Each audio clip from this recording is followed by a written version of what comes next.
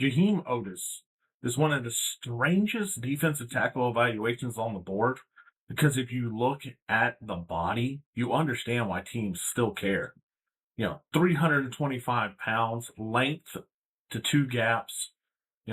He can eat blocks. Freshman all SEC at Alabama. And at one point, he looked like he was going to become the next massive interior problem for the Crimson Tide defense. But then the career hasn't followed the early heights. The production crater, the snap count dropped off. The pass rush basically disappeared. And even with his size, the run defense has not been as dominant as it should be. Today, we're going to break down Jaheim Oatis, my defensive tackle number 8, number 59 overall. But also, why is he one of the biggest prove-it profiles in this entire class? Before we get into it, make sure you hit the like button, follow, subscribe to the channel. If we're going to keep putting in this work, we're going to have over 100 prospects before college football season kicks off. What's going on, everybody? Welcome back to Draft Yoda. Today, obviously, we're breaking down Ole Miss's Jaheim Oatis, currently carrying an 8.86 out of 10, number 59 overall, defensive tackle number 8. And I'll say this the right way. This is not a clean evaluation. This is not a player where the production screams future star. This is not a defensive tackle coming off a dominant season with sacks, pressures, tackles for loss, and a clear arrow pointing straight up. This is a reclamation evaluation. This is body and traits evaluation. This is a player where the question is simple. Can the version that we saw early at Alabama be found again? Because the frame is rare. The early career promise was super real. The size is absolutely NFL caliber. The two-gap potential is completely obvious, but the recent tape does not match the body. So now he's at Ole Miss, and we need to know who he's going to become. Maybe he needed to come back to the South to really find his roots and become the player he was. He started in Columbia, Mississippi in high school. As a junior, made the all-state team, putting up 65 tackles, 18 tackles for loss, and 3 sacks. That's a real production for an interior defensive lineman. And he was not just a big body. He was a big body who could move well and make plays behind the line of scrimmage. And at the high school level, he was overwhelming. He was a man unto himself. He was a man playing with boys, essentially, in high school. He arrived at Alabama with real expectations, and as a freshman, he played in 12 games, started 10. That's a big deal. You can't casually just start 10 games as a freshman for Alabama's defensive line. The staff has to trust you, the body has to be ready to survive, and it tells you, the early roll tells you that he wasn't just a blue chip talent, because that room is full of blue chip talents. He proved something in that practice facility and then on the field. Ended up with 29 tackles, 2 tackles for loss, 1 sack, 4 quarterback hurries, and 2 pass breakups as a freshman. He won himself freshman All-SEC recognition. And that is the part of the evaluation that we are still hoping to find. His career kind of stalled. He hasn't matched the early Alabama hype. The body is still impressive. The tools are interesting. And the early resume still matters. But the production has gone in the wrong direction. It's, the snap count has fallen. And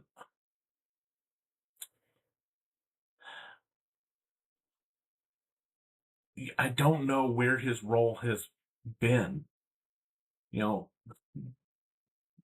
You need to see an anchor. You need to see double teams being eaten. You need to see guards getting reset. You need to see linebackers kept clean. You need to see a run game affected. And too often, the tape has not been as overwhelming as the body suggests it should be. Um, he spent 2020, he literally spent 2025 in Colorado, and it was just a eh season for him. You know, his sophomore year, 13 games he played for Alabama, 3 starts, 26 tackles, 1 tackle for loss, half a sack. It's really, he was still getting involved, but you expect a step forward from somebody like him. Somebody of his size, you expect to become a dominant piece in the interior of a defense. Um, he's Otis is now at Ole Miss, and this is a prove-it chapter in his career. Ole Miss has a stacked defensive line. They have NFL bodies. They have productive interiors. They have players, you know, that break out from that front every year. And it's a major opportunity for Otis. He does not need to become something he's not. He does not need to become a bendy pass rusher. He doesn't need to become an explosive 3 technique who lives in the backfield. He needs to become a dominant early interior presence, a space eater, a block absorber, a nose tackle who resets the line of scrimmage, and a player who makes the run game harder. Because with that frame, Otis is 325 pounds. I've seen him listed up to 340 in some places. That's NFL size. 6'5". You are a massive individual in the middle. And not many interior defenders have that kind of body. The size matters in size. It matters inside because it matters against double teams. And you have to have 2 people to move somebody that big in most places. It matters in short yardage because you have to move something that massive out of your way. Especially when you have somebody who's a nose guard or a 1 technique that is lining up in the A gap. It matters when guards and centers are trying to move you off your spot. The trait that's keeping him on the board is his size. Otis has the length and size to control blockers. When he plays with good hand placement and leverage, he can absorb contact and read the play. And he's not just shooting a gap. He's controlling blockers. He's keeping his frame clean. He's staying square. He's reacting to the ball. And you're forcing an offense to deal with you. The question is consistency. Can you do that snap after snap? Can you do it when teams turn up the tempo? And can you do it when offenses double him? He can do it when, you play. Can you do it when you play 40 snaps instead of 15, like he did in certain points as a freshman? He's a solid tackler. And the size is everything. The evaluation gets hard when you start looking at the production because the production cratered. 0 sacks, only 6 pressures is not enough. Not even for a nose tackle. You need some pocket push. You need some disruption. You need to affect the quarterback somehow. And Otis did not do it enough. No pass rush production to lean on. The run defense has to be excellent. And then that was a problem because, there wasn't a ton of consistency in the run game.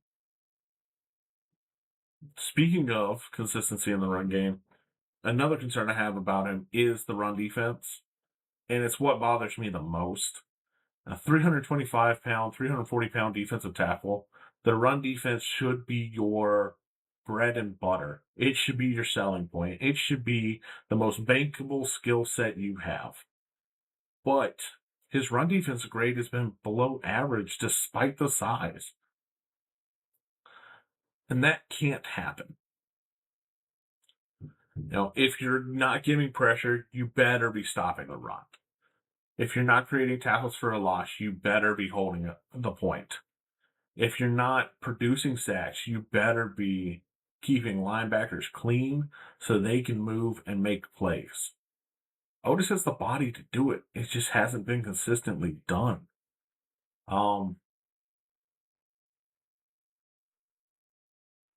The entire reason he is offensive tackle 8 is his freshman tape. It's the only thing that keeps him this high.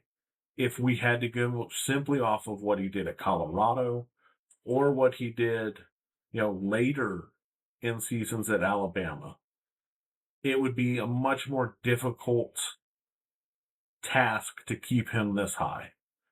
You're looking at 11 games with 9 tackles, no tackles for loss, no sacks, and 1 pass deflection at Colorado. That's not cutting it, man. You had more production as a freshman at Alabama. You almost had more production as a freshman at Alabama than you've had the rest of your career. And I feel as though that's the biggest issue. Here's the shiny part, though. He transferred to Ole Miss. I have faith that in 2026, he's going to be able to build back to who he was his first 2 years at Alabama. I think those are the years he needs to shoot to try to get back to. 2026 is truly everything for Oatis. It's the year where he can either revive his profile or his projection craters just like his production. The checklist is very clear. Win back snaps, dominate early downs, improve your run defensive grade, show better conditioning and consistency, create at least some pocket push, prove you can handle a bigger role. The most importantly, you need to look like the player you were early in your career at Alabama. I don't need 8 sacks. I don't need you to be a twitchy 3 technique. I need you to become a reliable nose that allows others around you to make a play. If Ole Miss can put you in that role and you thrive, this is where you'll be. You will be in the second round of the draft. If he stays as a part-time role with no pressure and average run defense, the NFL conversation gets quiet, and it gets quiet fast. I do have you at defensive tackle 8, and that is truly right now the top of your range. This is the most benefit-giving evaluation I did this year because I fell in love with that Alabama tape. His early Alabama tape, and it's been hard to get it out of my head. You're currently an 8.86 out of 10, number 59 overall, defensive tackle 8. He is a massive interior defensive lineman. He's got length to 2 gap. He's early down size, and the freshman Alabama resume is what keeps this evaluation interesting. At his best, he can absorb blocks, hold the point, and give a defense a true nose tackle that is rare to find. But the concerns are real. 0 sacks over the last 2 seasons. 6 pressures total in your career. No, not total. Sorry. Back that up. 6 pressures last season. 0 sacks. 258 snap total. Below average run defense despite the size. limited pass rush value, and a career that's not matched the early hype.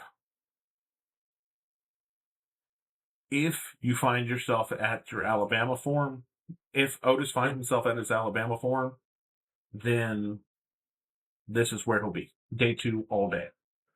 If not, I don't know.